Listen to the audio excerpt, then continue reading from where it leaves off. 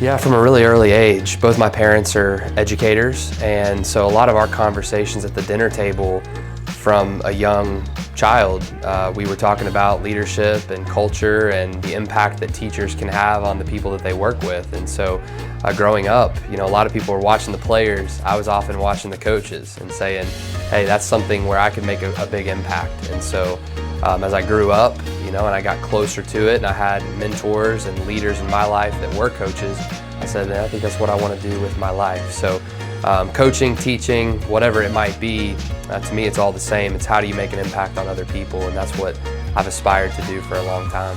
Yeah, I was a young coach, and I was all about baseball. I was all ball all the time, and at some point, I just realized that there's got to be more to this than just what happens between the white lines. Otherwise, the program's not really serving its purpose. And so that's where I wanted to have a greater impact. I wanted our program to have a greater impact. And so we developed those 3 cornerstones really as a way to give our guys a competitive advantage. We call it a DCA, distinct competitive advantage. So most places you get a diploma, you might win a championship. Here, you get a piece of paper, you get rings on your other hand, but you also get a skill set that's going to give you a DCA over the people that you're competing with for the rest of your life.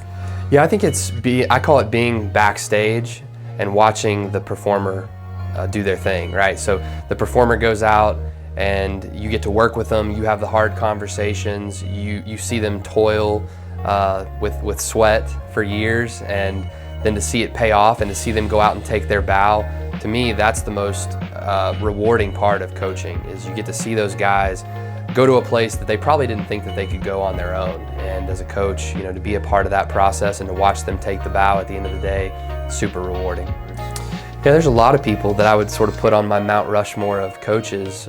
What I learned was, I have to be myself, and that's something that took a lot of trial and error. There's people, my high school coach, Clark Wormsley, Tim Corbin at Vanderbilt, Randy Mazey at West Virginia University, people that I've had a great relationship with that have mentored me. I've tried to take bits and pieces from their style and embed it with who I am, and I have a different life experience than all those people that I just mentioned. And so learning who I am as a coach and learning how to assimilate those things from those mentors that I have and roll it in with my personality has been super important. I'm passionate, I'm competitive, I love other sports like college football, college basketball, and so I would say I probably bring more of that style into the baseball arena than the old school manager who's got his knee up on the top step and chewing gum and stuff like that. So it's definitely a different style, but I definitely think it works for us. Yeah, as a young coach, the first time you go through it, you want to get results immediately, and you want everything to happen overnight. And a lot of times what happens is that you sacrifice the relationships in the short term.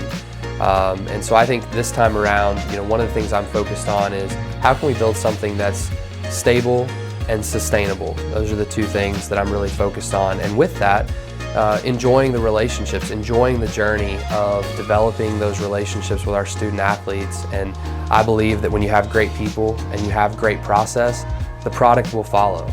And I think we can have success in the short term, but it's developing something that's sustainable for the long term here at Eastern Michigan. Eagle Nation, we're getting ready for baseball season and we need your support. Opening weekend is February 16th. We'll be down in Nashville, Tennessee to take on the Belmont Bruins, and you can follow all the action on Twitter, Instagram, our social media at EMU_baseball. A month later, we're coming home to take on our crosstown rival, the Michigan Wolverines, on Tuesday, March 19th here at historic O-Strike Stadium. We need everybody to come out and support our Eagles this spring.